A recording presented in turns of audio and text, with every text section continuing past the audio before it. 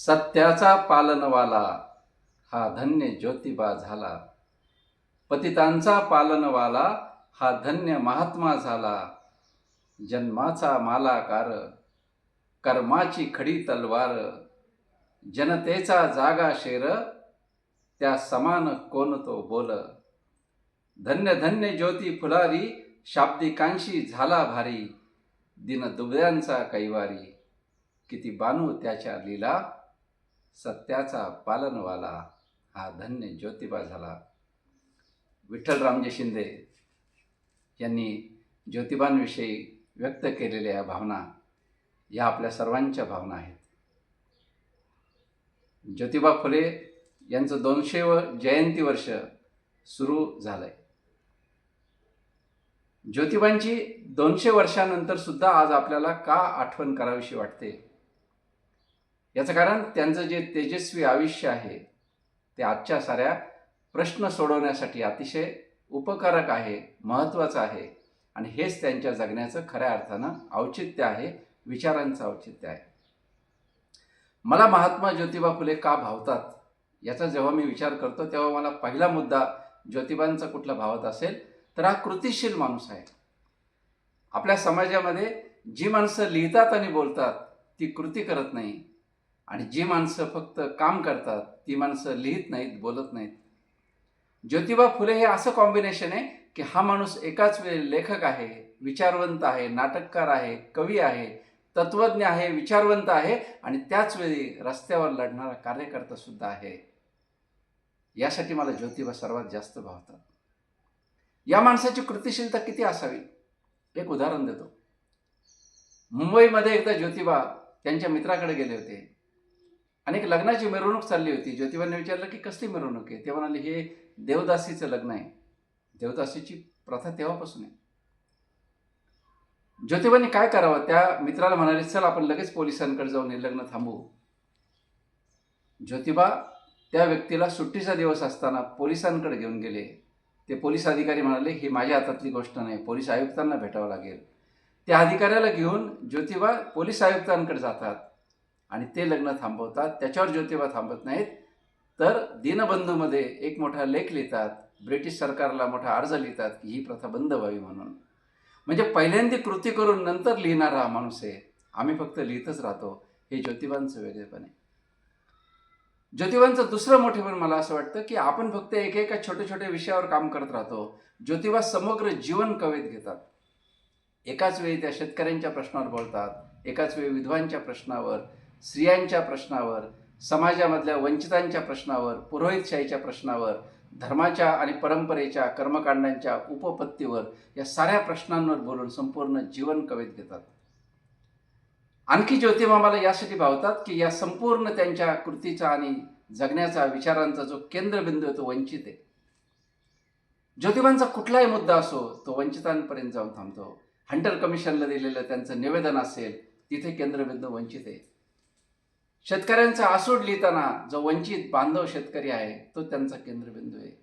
इतकंच काय, पण गुलामगिरी असेल, ब्राह्मणाचे कसब असेल, या ब्राह्मणी व्यवस्थेचं विश्लेषण करताना किंवा ब्राह्मणी व्यवस्थेतला फोलपणा उघड करून दाखवताना सुद्धा ही व्यवस्था शोषणाला महत्त्व देते, शोषणाला एक तत्वज्ञान देते, आणि वंचितांच्या शोषणाची मुळं या तथाकथित धर्मकल्पनेमध्ये आहेत. हे सुद्धा विश्लेषण करताना ज्योतिबांचा जो केंद्रबिंदू आहे तो पुन्हा वंचित माणूसाचे. स्त्रिया असतील, विधवा असतील, या सगळ्यांच्याबद्दल बोलताना ज्योतिबा फक्त वंचितांबद्दल बोलतात. म्हणून मला ज्योतिबा महत्त्वाचे वाटतात. ज्योतिबा मला यासाठी महत्त्वाचे वाटतात की एकाच वेळी आर्थिक शोषण आणि धार्मिक शोषण याच्यामधला सहसंबंध त्यांनी ज्या पद्धतीने स्पष्ट करून दाखवला तो फार कमी जणांनी इतिहासामध्ये कमी दाखवला असेल.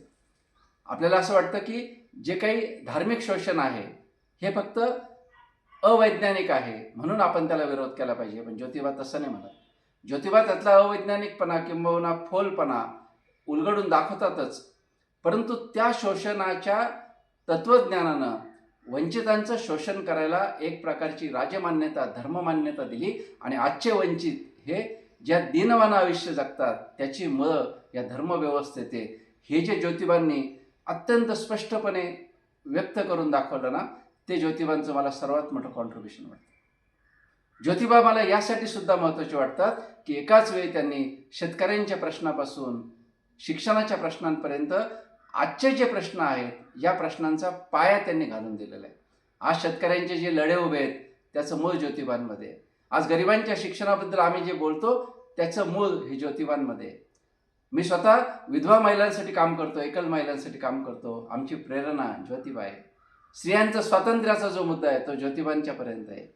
ज्योतिबा मला यासाठीही महत्त्वाचे वाटतात की आज कार्यकर्ता असणं म्हणजे फाटका असणं, कार्यकर्ता असणं म्हणजे संसाराकडे दुर्लक्ष करणं, अशा पद्धतीची कल्पना असते. पण ज्योतिबा हा एक यशस्वी उद्योग पुरुष होता. आपला संसार नेटकेपणाने कसा करता येईल याचं ज्योतिबांनी उदाहरण काढून दाखवलं. त्या काळात ज्योतिबांनी ज्या ज्या प्रकारचे अनेक प्रकारचे व्यवसाय करून दाखवले. या माणसाचं उद्योजक असणं, अगदी शेअर मार्केटपर्यंत सुद्धा ज्योतिबांनी बोलणं ही त्यांची उद्योगातली समज दाखवते. ज्योतिबा एक यशस्वी शेतकरी होते. मांजरी भागामध्ये त्यांची प्रयोगशील शेती अत्यंत प्रसिद्ध होती.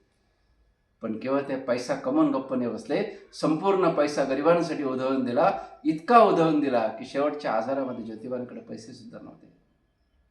मला ज्योतिबांचं आणखी एक मोठेपण वाटतं की माणूस म्हणून हा खूप उंच माणूस होता.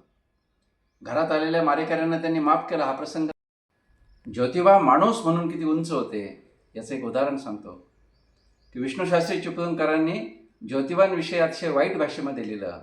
ज्योतिबांना शुद्ध लेखन येत नाही, किंबहुना ज्योतिबा हे दखल घेण्याच्याही योग्यतेचे नाहीत अशा पद्धतीचं लिहिलं.